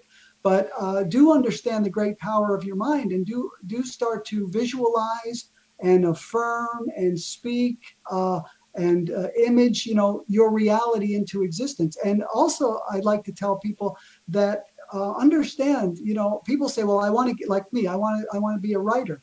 But what I want people to know is that's not the only way your money can come to you. I've had so much money come outside of the writing, and I'm not talking about, speaking and products, and just miracles, money miracles through things that never should have happened, that don't normally happen to people, that, you just don't hear about happening. So if you're doing what you're really inspired to do, and you're using the mind power principles to create the end result financially, and in your mind, you're not tying the two together. You're not saying my money has to come from the cigar business. I never said to myself, the money has to come from, my writing or from the lottery or anything else. People have told me the only way I'll ever be rich, is if I win the lottery. Well, they're totally limiting themselves. And so do the thing, move forward and put your heart and soul into that business. And more than trying to earn or make, in my book, I say, don't run around willy-nilly trying to earn and make money in all these different ways. Work the mind power principles. Just know that the money is already there, and it really, really is already there. It's there because it's the thought that actually gives rise to the money. So create your financial circumstances in your mind now while you're working with your hands to create the business you want now, but also work in your mind and keep seeing the end results that you're trying to bring about. Whenever you talk about your finances or think about them, or your business itself, think in positive, empowering, creative ways that support what it is that you're trying to do. This isn't, I mean, there's a lot to it, but any one of these techniques are very powerful, but you just have to do them. And so once you immerse yourself in the understanding of what's really going on with your mind, you'll be on track, because you'll know. You won't be able to have a thought really without knowing, this is hurting this isn't supporting what I'm trying to create, or wow, this is supporting. And so understand the power of your mind, learn the basic metaphysical techniques for harnessing the power of your mind, and then use them and move ahead on the projects that you're inspired to move ahead on, and you're golden. You can't lose. If you don't quit, you cannot lose, because the universe will support you, and you'll have miracles happen. You'll have chance meetings. You'll just all kinds of things. Synchronicity. It's real, and that's what'll happen for you. Okay, cool. I definitely appreciate that insight. And James, I do appreciate you giving me this advice. It does help me out a lot. Thank you so much. Certainly. Thank you for calling in. Definitely. Thanks for calling in, Zach. And if you do start a cigar business, you better send me some. Oh, you know, I will. They probably kill me though. Whether they're my brand or not. They probably kill me. Whether it's my brand or not, I'll send you cigars. Yeah, I probably choked to death because I don't think I've smoked a cigar in a long time, but I definitely would want some cigars from Zach for sure. Thanks, Zach. You have a great night. Again, guys, you too, man. Again, you can call in at Skype ID OOJBland00 or Skype ID for video call Soup Live Chat 800 Live Chat, or by phone 219-230-4444.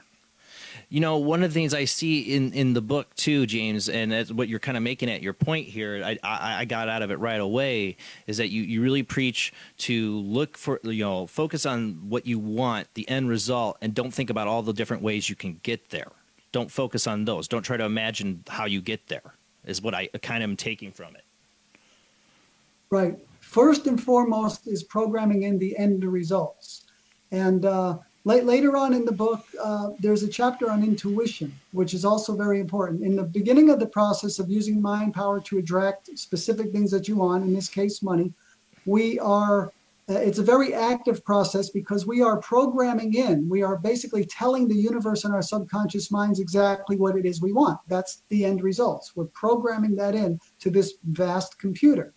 But when we start to get a little bit into the process, then that's a very active process of programming the end results in. But then the process becomes somewhat passive, in that we tell the universe and our subconscious minds what it is we want. And then at some point, the universe and our subconscious minds start to show us and tell us our specific part. Now, so much of what needs to be done to bring our dreams and our finances that we want into fruition, we won't actually have to do. There will be certain things we have to do. And so through our intuition, when we develop that, first we program in what it is we want to the universe and our subconscious minds. Then the universe and our subconscious minds start to show us through intuition exactly what our part is, and inspiration. I mean, we can actually be used as instruments to move in the direction of what we want. But yes, it's very important for people, because if they try to sit there and figure out, I want X amount of money, and then they try to figure out, now, how am I going to go about getting it? They'll give up before very long, because they won't be able to think about it. They won't be able to really come up with any ideas in many cases. And many people don't have, skills or educational level that would lend themselves to large incomes or whatever. So definitely the end result is first and foremost, and everything else, all the ways and means, is secondary. and we won't have to figure out most of those. And even in practical things, like I have a chapter on planning, but even a lot of the nature of the planning, the way I teach it, is based on intuitive input that we get. And then we're guided to, oh, wait, maybe this would be a great idea. And then we get that down and we put things in order on paper. So it's very practical, but it's also very metaphysical. But I always advocate giving the most attention to the metaphysical, because the practical, this is a metaphysical and practical. I have chapters on organization and environment and things, very practical, but the metaphysical always comes first, and the practical is an aid in harnessing the power of the metaphysical, basically. We just lost your video and he muted. Uh-oh. I heard a little lag on it. Are you still there? Oh, you're there. I see you, but you're muted. There we go. Still there. Okay. Okay. Woo. Don't want to lose you. We only got a half hour left. That was a close one. Oh, scare me. I think about that, not just in the sake of money. I mean, doing this show, actually next month will be our 1-year anniversary on Late Night in the Midlands Radio Network, which I am so proud to be a part of this network. For me, I always pictured from the moment I took my old computer that's sitting gathering dust, I could barely run this show. When I was doing it on Google Hangouts on YouTube, the moment I started doing this show, the picture I had in my head, and the picture was always there, and I'm like, what I'm doing technology wise or money wise, I'm investing in the show. I want to get to this point where I have good video, I'm broadcasting out, good chat room, and none of this stuff I had at the beginning, and I want to do video to like Facebook or YouTube, and I want to do radio. I didn't know how any of that was ever going to happen. When you get out and try to start doing these kind of shows, there's a billion other people are, and it's hard to get noticed. I'm still trying to get noticed. I'm still a small show, but I'm proud of what we do have. Just out of the blue, I just kept focusing. It was just out of the blue. I got contacted from the Neelys. Daryl himself sent me a message, said, love the show. Would you be interested in joining Late Night in the Midlands Radio Network? What's weird is a month before then, I just had found Michael Vera on YouTube and started listening to it every night. If I'd be closing the store, we usually start setting up around 8. I'd go back, start doing my paperwork, and I turned Michael Vera on and listen to 8-9 minutes. I'm like, I really like this show. I would love to be on this network. Man, it'd be awesome. He's doing exactly what I want to do. Michael does a video cast out Monday through Friday, and he streams out to the radio. Exactly what I was picturing I wanted to do. And I'd been listening to that for a month. I'm like, man, I want to do it like this. And that's when Daryl, out of the blue, found me just by a miracle, because it is a miracle to get noticed at all, because maybe a few hundred people see the webcast, and that was before I was on the radio. So I believe in it. I believe not just money. If there's a dream you have and you focus on the end result, it does come to you, and it's synchronicity. I believe in it. Wouldn't be on the L&M, I don't think, without it. Right. If it wasn't for that whole X factor, I mean, very few of us could accomplish very much at all. And so that's a great example of it, really. When you're moving in the direction and you have a vision in mind, things will come about. Someone will hear you on the radio or find in my case, find my book, who wouldn't have found it otherwise. And so there's so many things that we will be able to identify as divine intervention or just synchronicity and all of that.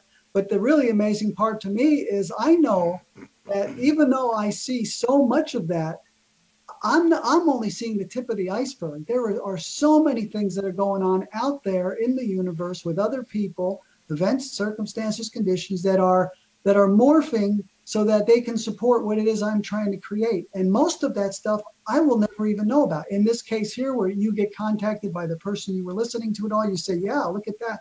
But how about all the stuff that you aren't aware of and never will be, and is happening also to help your dreams come to fruition?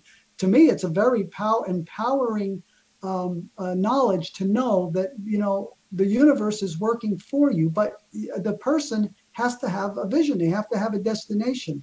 And once they form that, then the universe, all the powers of creation step in to make that happen, because thought is the creative power and will not be denied. That which is focused on and dwelled upon and stuck to is going to come about if it's in divine order, and there's no way to stop it. And you talked about the way that, time is an illusion in itself. I know I'm a geek, and I quote this often on the show as Star Wars references. But Yoda, one of my favorite Yoda references is the future is always in motion. You know, he's trying to tell Luke, don't focus on the visions of the future that you're having. You know, he's having these psychic visions, you know, from the Force. He's like, the future's always in motion. Things can change, you know. And I've always believed from a little kid hearing that line that's the truth. We do have another caller on the line. We got Laura Lee, and I want to say, Laura Lee, welcome to the show again. Here's another one of my regular callers. I saw your episode of Paranormal Survivor the other night. You were very lovely, and it was awesome to get to see you on that show finally. Oh, thank you very much. I appreciate it. It wasn't quite the way it happened. You know the story, but that's another story for another time, right, yeah. Jason? Well, that's Hollywood, babe. That's right. You know what, James, thank you so much for being on the show. I love what you're saying. I just had one question for you, and I wanted to make a comment. And the one thing I love about that you brought up is so important, and so many people are missing when the big trend came out there about The Secret and the law of attraction, is that huge missing element about having to attach a positive, strong emotion to what you're hoping to manifest. So I love that you talked about that. Yeah, and the other, oh, go ahead. That's the power. That's definitely the power, is the emotion. Yeah. Yeah, I just learned that recently, and I apologize. I hope I didn't miss this. I was tucking my son in, and you know, with kids back and forth and stuff. But what I wanted to ask you is, there a part in your book as well about examining your beliefs that are sort of been ingrained when you were a small child, that a lot of us don't even think about, that are belief systems that need to be examined as well to sort of help with that manifestation process? Right. And I do talk about that in the chapter on self-image. You know, just basically at least deducing, you know, from your own habits and just how you are and how you act and how you talk about yourself, what types of beliefs you have. But I do have a different kind of an approach to that. And that is, Okay. I mean, people can spend years on the couch, quote unquote, and Right. To try to get to the bottom of childhood traumas and this and that. Let's face it, all of us have a lot of stuff. It's even just things we hear in school or a teacher says, or just that have profound effect on us, and that affect the way we look at the world. And that's very valid. But if we're going to try to dig out and ferret out and find and come to, you know, where did all of this stuff come from? First of all, it's a very long, grueling process. Second of all, you'll never do it 100%. Third of all, while you're doing it, you're focusing on all these. And I'm not saying this is a bad path. Now, everyone's got their own path, but I'm just talking about my path. All of that time and energy and effort and emotion in trying to go backwards and figure out, why am I so this way and I don't want to be this way? What I advocate is the same I advocate with attracting in general, is just to decide what it is that you want to be. Decide how it is that you want to feel about yourself. Decide what kind of abilities and what kind of person you want to be. And instead, put all of your focus and energy in that, because you can't be going forward and backward at the same time. And yes, there can be benefit in freeing ourselves from past things and finding out where they come from, but they're not necessary. So I'm not saying it's a bad road to delve into that. But in the chapter on self-image, I do talk about, you know, at least deducing what kinds of beliefs you might have about yourself, or, you know, obviously have about yourself to be doing or be the way you are. But in the way I teach this process, it's absolutely not necessary to ever have one subconscious memory come to your conscious mind. It's absolutely not necessary. We start from where we are. We understand that, you know, time really doesn't exist anyway. The whole thing is a dream. And so we can start with basically a new slate. We decide how we want to be. And when we rise, here's really what it is. When we rise up into a higher spiritual part of ourselves, all of that has absolutely no grip on us. Our past and all this subconscious programming only has a grip on our lower ego, mind, human self, which is an illusion. We have a higher part of ourselves, which is our God self, or whatever you want to call it, when we rise into that, and there's very easy ways, to do that, easy, but, they require effort, then all of that has absolutely no hold on us, because we rise above its effect upon us, because that negativity can only affect a being that is having its being and moving in that field of energy. So I like to help people to rise up into a higher energy field. And when you do, those things absolutely have no effect. It's like going up in a plane and you can see what's behind you and you can see the clouds below you, but they have no effect on you. You are above it all, going in your own direction. And that's the difference. And that's the way it works for me. So that's the way that I advocate doing it, for the specific purpose of making ourselves into people who can attract and who feel like we deserve and who can, hold on to this money we're trying to get. No, I believe every word you're saying, and I actually am a practitioner of exactly what you're talking about. I'm a light worker, and I believe in all that, and that has come up in certain people's theories. So I love the way you think. I love about not focusing on the past. Right now, we only have now, and I just said the word now. It's already gone. It's in the past. So I hear what you're saying. So thank you very much, and I've really enjoyed you here tonight. I really appreciate you being here and sharing all this with us. Thank you. Yes, certainly. Thank you very much. Thank you. Thank you for calling in, Laura. Yeah, thanks, guys. Have a good night. Happy Mother's Day to everybody, too. Yep. Happy Mother's Day, Laura. Thanks. Bye-bye. You wonder, too, I mean, the way people's mental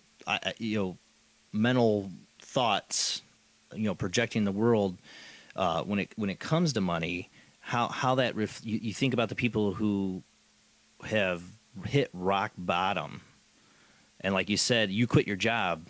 If Zach were to quit his job, it's a leap of faith. I think when people hit rock bottom and they suddenly come out of it, it's that they have nothing left to lose. It's all, and then they let go. So I think a lot of it, too, is letting go of a lot of your past issues, letting go of your past religious beliefs, too.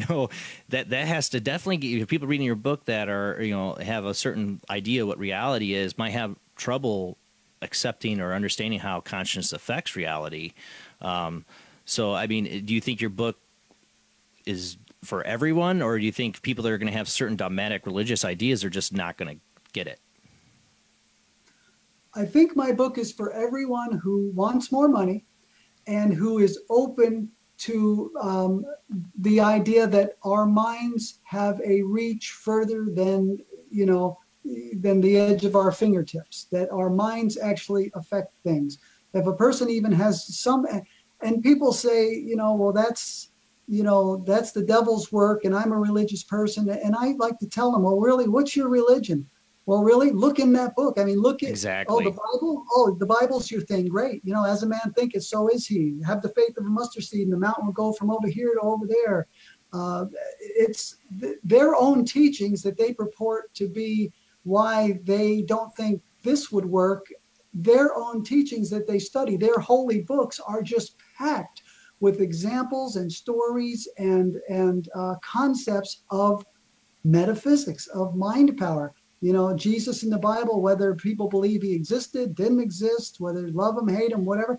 But look at the Bible, just look at it as a metaphysical book that's just packed with spiritual teachings. And I'm not a Bible scholar, I'm not a big Bible reader, but man, you look at some of the stories in there, and it's mind power, pure and simple. I've known Christians who get it.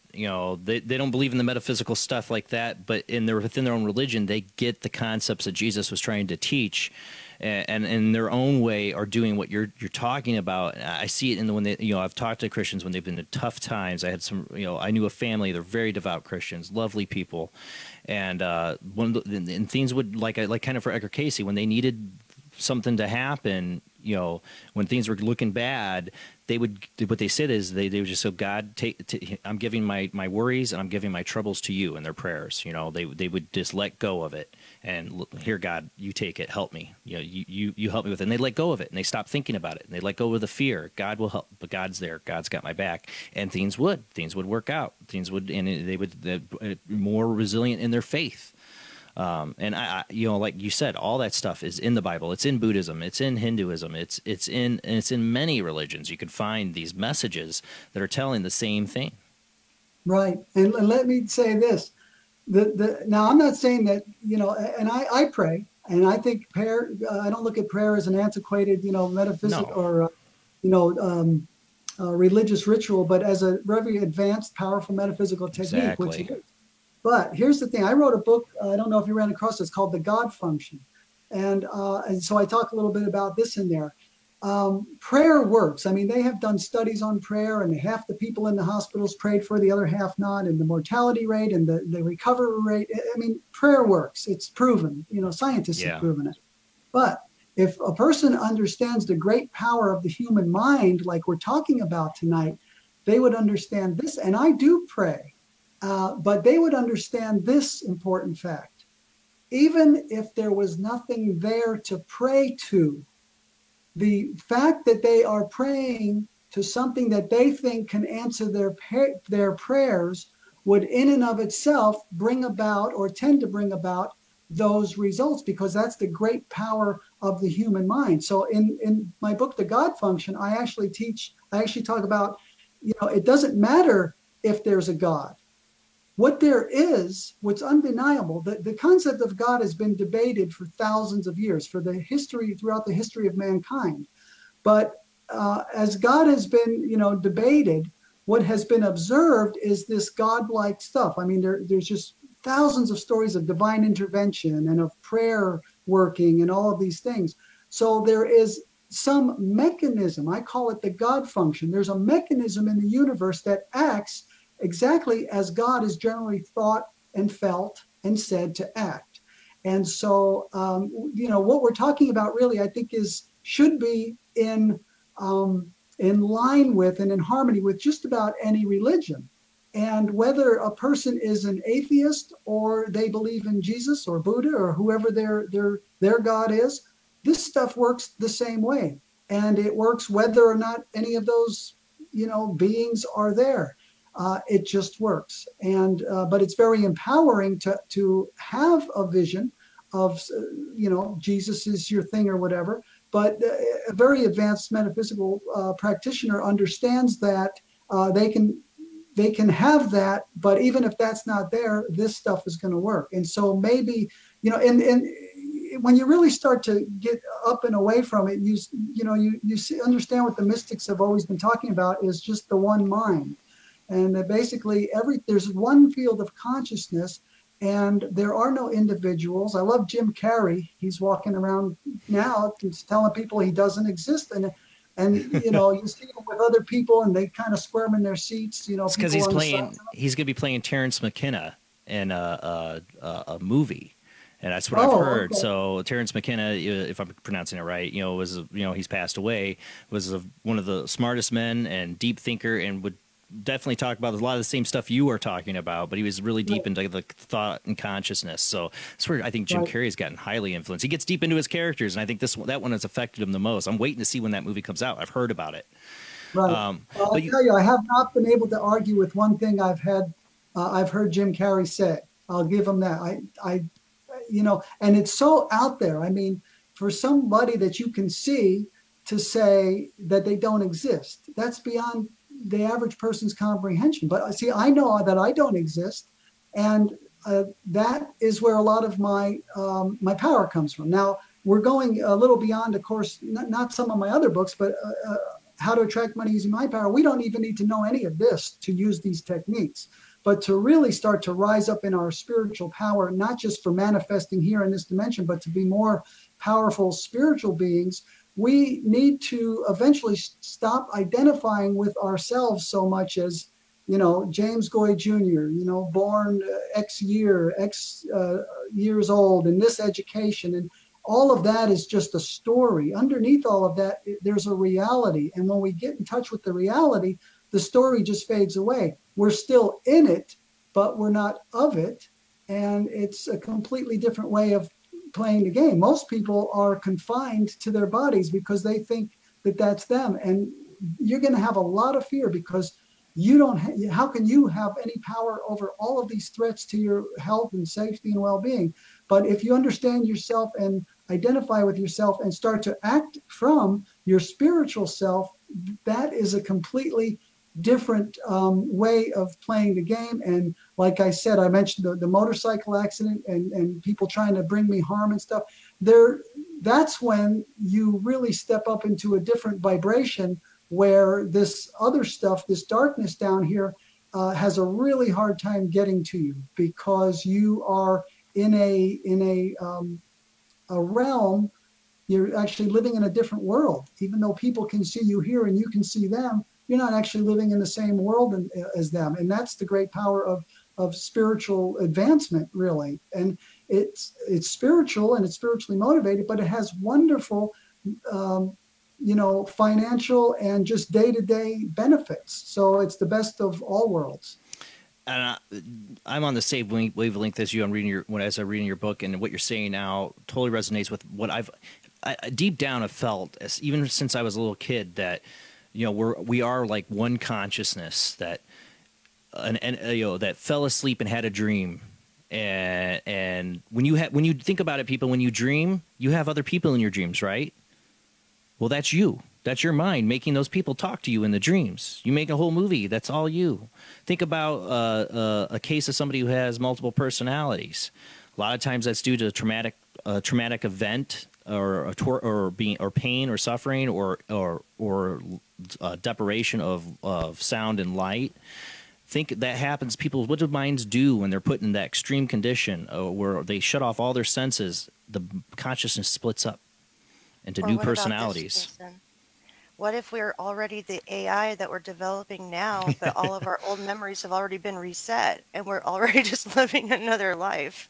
There's so many different rabbit holes I can jump down with this. Yeah, but the whole idea of the one mind, split, it's like it's splitting itself. It's one, just think of yourself in a dream. That's why I always say, there's other people in your dreams, but they're not, it's your dream, but you're making those people in your dreams. Your brain has the capability of making multiple different personalities. Right. What the quantum physicists discovered in the laboratories with their quantum experiments was that the mere fact that they were observing experiments had a material effect on the experiment. In other words, there's a question of, is this a particle? Is this a wave? Well, it's both. It depends on how you look at it. And it's all about perception. Yeah, it's all perception. And when you look at the tiniest building blocks of so-called material reality, there's actually nothing material there. And so this is, I do a lot of astral traveling. I've been a natural, out of body experiencer since a very young age. My first experiences, and then when I learned about lucid dreaming in the 90s, I was living in Oregon. I know it was, the Gulf War was going on. I don't know what years those were. But I am also a lucid dreamer. So in other words, I routinely, even just without trying, when I try, I can do it a lot better, but become aware in my dreams that I'm dreaming. And that's basically the definition of a lucid dream. When you start to do that and you start to have a lot of that experience, you come to realize that this life here is so dreamlike, so much more than we think. Like in a dream, if you have they used to think in the old days that dreams were prepackaged messages from your subconscious mind, that and or wish fulfillment, sexual desires or whatever. But what we've really found out, what they found out in the scientists who study this, is that our dreams are actually unfolding as we go based on what we're expecting. So if we find ourselves on a dark street, and we are coming towards an alley, and we hope, and we think to ourselves, well, I hope there's not a mugger in that alley. And then we get closer, and then what do we see? A mugger. Well, there was nothing there before. It's just a dream, but we created it. And what, I had this dream, just to give this example. I'm running down a long dirt path, and there's men on horseback, huge men on huge horsebacks with huge slingshots chasing me. And they're shooting me with the slingshots. Well, I became aware I was dreaming, and I turned around and faced them. And the long of story is, the short of it is that they became smaller and less less threatening, and then just turned around and left. And so in life, like in a dream, that which we run from chases us. That which we hide from will always seek us out. That which we will fear will tend to come about. So life is a dream. It's a little different than that dream, but it's just as much a dream. And when we learn that, and we learn we're actually creating it as we go, then we realize we understand we can create what we want, including all kinds of money. I call it the shared dream, the reality. We're all sharing in it. So that's the difference between your personal dream and the reality. Reality is a dream, but we're sharing it with others. So there's multiple consciousness affecting it. And, you know, I would love to have, there's more I could talk on this. A lot more when it comes to conscious. I'd love to have you back on, James, to talk more, not just about, you know, attracting money, but just the ideas of, you know, the consciousness in itself and how it affects reality is a whole subject I've been fascinated with. You know, I go back to the old Art Bell shows where he used to do mass consciousness experiments and the affect weather and stuff like that. And he stopped because it kind of scared him, the power of it. You know, he had millions of people listening to him and focusing on these thoughts and it would affect reality. And it scared him. And I think there's a lot of truth to it. Before we go here, I would love to have a show based on that. Yeah. Before we go here, James, got like 1 minute left. You want to give out any last information how people can find your books and contact you? Certainly. For Amazon, just go to Amazon.com and type in James, Goijr, and you'll find all of my books. But I'd like people to go to my website, James, Goijr.com, and they can subscribe to my free monthly Mind, Power, and Money e-zine.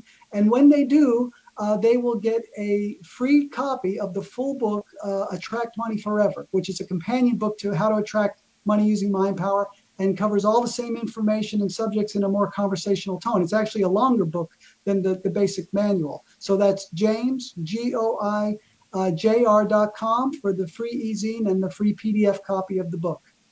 Thank you, James. All right, guys, we got to wrap up the show. That is it. Again, James, I'd love to have you back on to talk more about the consciousness, reality. It's such a interesting, amazing topic. So I definitely want to talk to you later about have you come back on and delve deeper into those ideas. All right, guys, next Sunday, we're going to have Don Allison. He was a journalist who discovered he was a skeptic and then discovered the paranormal and got sucked into this weird world and started writing about it. So we're going to talk about his amazing journey into the paranormal. Thanks, everybody, for watching. Go check out Late Night in the Midlands Radio Network.com. Go subscribe, donate, do what you can to help keep this network going and staying alive. Check out all the amazing shows on this network. They will have the show schedule up on the website. We've had some issues. There's been some web issues, but they will be fixed, and you can check out the schedule there. Check out all these amazing shows. And we got Heather Wade coming now. This is amazing. Thanks, everybody, for watching. Have a great night. See you next week.